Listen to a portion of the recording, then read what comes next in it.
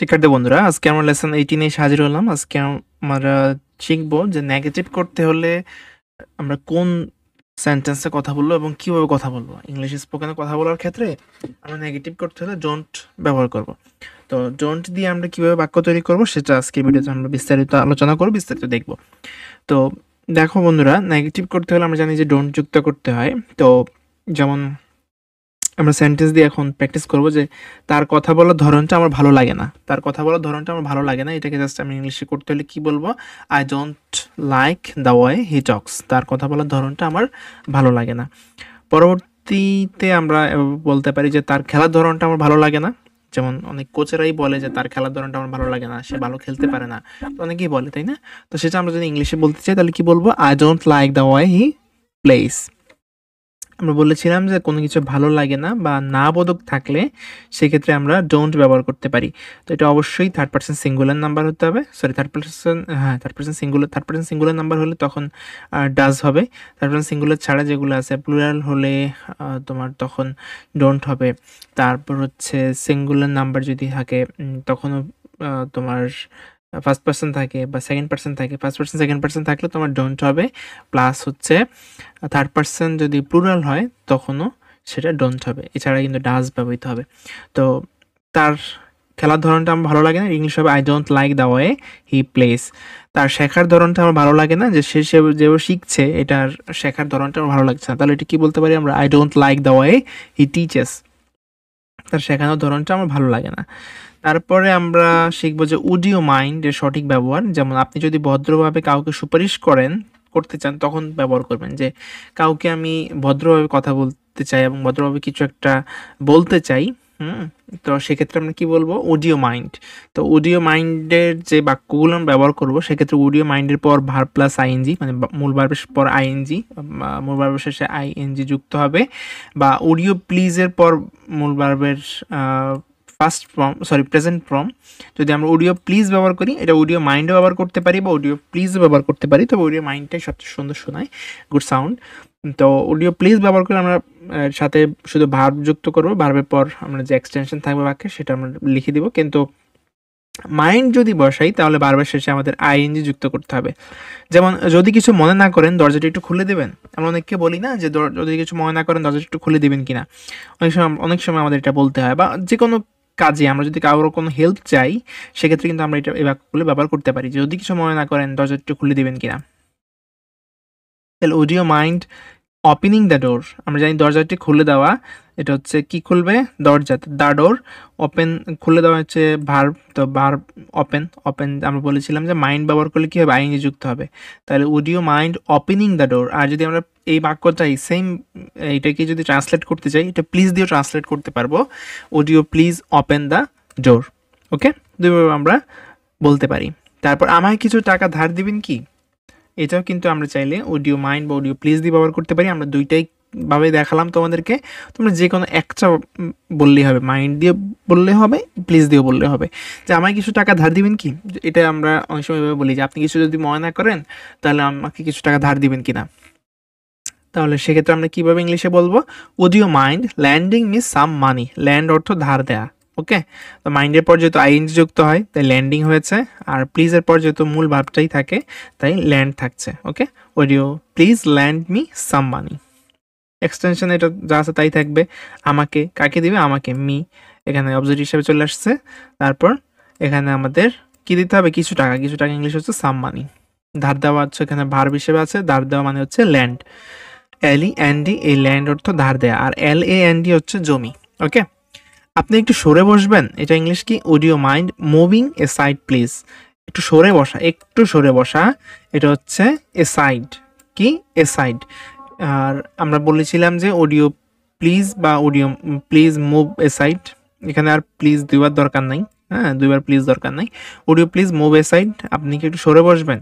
ঠিক আছে, আপনি একটু সরে বসবেন। এটা যদি আমরা প্লিজ দিয়ে বলতে চাই বলবো আমরা would you please move aside. আর যদি আমরা মুভিং বা আমরা যদি মাইন্ড ব্যবহার করি তাহলে আমরা জানি যে ভার্বের সাথে আইএনজি যুক্ত হবে। মুভ যেই প্রেজেন্ট ভার্ব সেটার সাথে আমাদের আইএনজি যুক্ত হয়ে মুভিং হবে। তখন would you mind moving aside please. Okay, আপনি একটু সরে বসবেন? আচ্ছা, তারপর আপনার নামটা বলবেন কি? আমরা অনেক সময় অনেকের নাম জানতে চাই। সেক্ষেত্রে আমরা যদি একটু সম্মানসূচক করে কারো নাম জানতে চাই, সেক্ষেত্রে আমরা কিভাবে বলতে পারি? Would you mind telling me your name?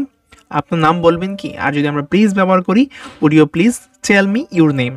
এখানে আপনার নাম হচ্ছে your name, কাকে বলবে? আমাকে বলবে অবশ্যই, তাই না? এজন্য tell me, tell এখানে ভার্ব হিসেবে আছে। প্লিজের পর আমরা বলেছিলাম ভার্বের প্রেজেন্ট ফর্ম হবে, তাই। আর মাইন্ডের পর হবে ভার্ব প্লাস আইএনজি, তাই টেল সাথে টেলিং হয়েছে। আর প্রত্যেক বেলায় আমরা বলেছিলাম কি, বলবেন কি, সরবেন কি, আপনি কি, এভাবে যখন আমরা কাউকে সম্মানসূচক কথা বলি তখন আমরা কি বলবো শুরুতেই? would you mind, okay, would you mind or would you please। এখানে আমরা বেশ কিছু প্র্যাকটিস রেখেছি, যেমন আপনি কি দয়া করে এখানে ধূমপান বন্ধ করবেন? অনেকেই আমাদের সামনে ধূমপান করে, সিগারেট খায়, সেক্ষেত্রে আমরা কিন্তু অনেকেই এই সিগারেটের ধোঁয়া সহ্য করতে পারি না। তাকে যদি আমরা মানে সম্মান দিয়ে কথাটা বলতে চাই এভাবে যে আপনি কি দয়া করে একটু এখানে ধূমপান বন্ধ করবেন, মানে এখানে তো বন্ধ করে আপনি অন্য কোথাও করেন বা এখানে করেন না আর কি, এটাই বোঝানোর জন্য আমরা কি বলতে পারি? would you mind not smoking here? ঠিক আছে, would you mind not smoking here, যেহেতু বন্ধ করার কথা বলা হয়েছে, would you mind not smoking here, ওকে। এখানে মাইন্ডের পর নট হয়েছে আর ভার্বের সাথে আইএনজি। আর যদি এটা প্লিজ দিয়ে বলতাম তাহলে কি হইতো? would you please not smoke here, ওকে। আর যদি সেম বাক্যটাই, আপনি কি দয়া করে আপনার কলমটি আমাকে দেবেন, আপনি কি দয়া করে আপনার কলমটি দিবেন, এখানে মাইন্ড হবে না, would you please হবে এখানে, ওখানে কি হবে? প্লিজ, PLEA,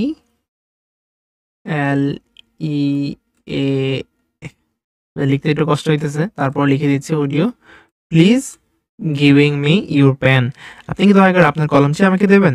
আচ্ছা, আপনি কি দয়া করে আরেকটু উচ্চ স্বরে কথা বলবেন? আমরা অনেকেই আস্তে কথা বলি, তখন সেটাকে বলার ক্ষেত্রে আমরা কি বলতে পারি? কাউকে যদি জোরে কথা বলার জন্য বলতে চাই এবং সে যদি আমাদের বয়সে বড় হয়, তখন আমরা তাকে সম্মান দিয়ে বলতে পারি যে আপনি কি দয়া করে উচ্চস্বরে কথা বলবেন।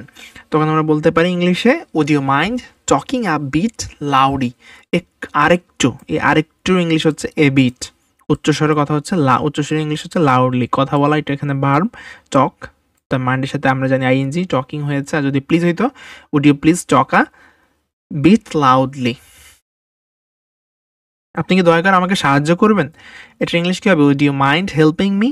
আর যদি প্লিজ দিয়ে বলতাম would you please help me, আপনি কি দয়া করে আমাকে আমার প্রশ্নের উত্তর দেবেন, would you mind answering my question, আপনি কি দয়া করে আমাকে খবরটি জানাবেন, would you mind informing the news, আপনি কি দয়া করে কাজ শুরু করবেন, would you mind starting work। এভাবে আপনারা হাজার হাজার বাক্য তৈরি করতে পারবেন just would you mind, would you please দিয়ে, যেগুলো আমরা বয়স্কদের বা আমাদের যে একটু বড় যারা সিনিয়র পার্সন তাদেরকে আমরা যদি সম্মান দিয়ে যখন কথা বলি, আমাদের শিক্ষকদের, আমাদের বাবা মাকে বা অন্য যে কেউ বড় যারা আছে তাদেরকে সম্মান দিয়ে যখন কথা বলি, আমরা ঠিক এই ওয়ার্ডগুলো প্রথমে ব্যবহার করবো যে would you mind বা would you please, এবং যেই আমরা স্ট্রাকচার দেখিয়েছি সেন্টেন্সের সেই স্ট্রাকচার অনুসারে বাকি অংশটুকু বসে যাবে। তারপর হচ্ছে আপনি কি দয়া করে আমাকে পড়াগুলো বুঝিয়ে দেবেন, would you mind making me understand the lesson, আপনি দয়া করে আমাকে computer শেখাবেন, would you please teach me computer, would you please give me your mobile number, আপনি কি দয়া করে আপনার নাম্বারটা আমাকে দিতে পারবেন। ঠিক আছে, এভাবে যতগুলো আছে সেগুলো আমরা এভাবে এই স্ট্রাকচারে কথা বলতে পারবো। নেক্সট লেসন হচ্ছে লেসন 19, এখানে আমরা দেয়ারের ব্যবহার থাকা অর্থে। আমরা অনেক সময় থাকা অর্থে যে আমাদের একটা বাড়ি আছে বা সেখানে একটা বাড়ি আছে, এই যে থাকা অর্থে যখন আমরা দেয়ার ব্যবহার করবো, দেয়ার অনেক ব্যবহার আছে, থাকা অর্থে যখন ব্যবহার করবো তখন সেটাকে আমরা ইংলিশ কীভাবে বলতে পারি সেইটা আমরা নেক্সট লেসনে দেখবো। তো চিলড্রেন টেক কেয়ার, আর যারা চ্যানেলটি এখন সাবস্ক্রাইব করেন চ্যানেলটিকে সাবস্ক্রাইব করে দিবে। ধন্যবাদ সবাইকে। দুইটা টেলিগ্রাম চ্যানেলের সাথে আমরা পরিচয় করে দিব, একটা হচ্ছে Daraz offer and review channel.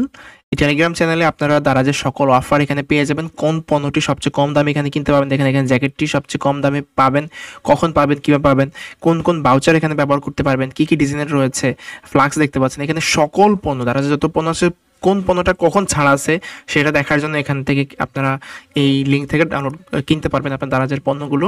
এখানে দারাজের সকল অফার দেওয়া থাকে। আমরা এই গ্রুপের লিঙ্ক বা টেলিগ্রাম চ্যানেলের লিঙ্ক ভিডিও ডেসক্রিপশন বক্সে দিয়ে রাখবো। এছাড়াও আপনারা চাইলে t.me/daraj all offer bd এই লিঙ্কে গিয়েও আপনারা কিন্তু এই টেলিগ্রাম চ্যানেলে যুক্ত হয়ে যেতে পারেন। এই টেলিগ্রাম চ্যানেলে যাবতীয় সকল অফার পেয়ে যাবেন। This is our website www.talukdaracademy.com.bd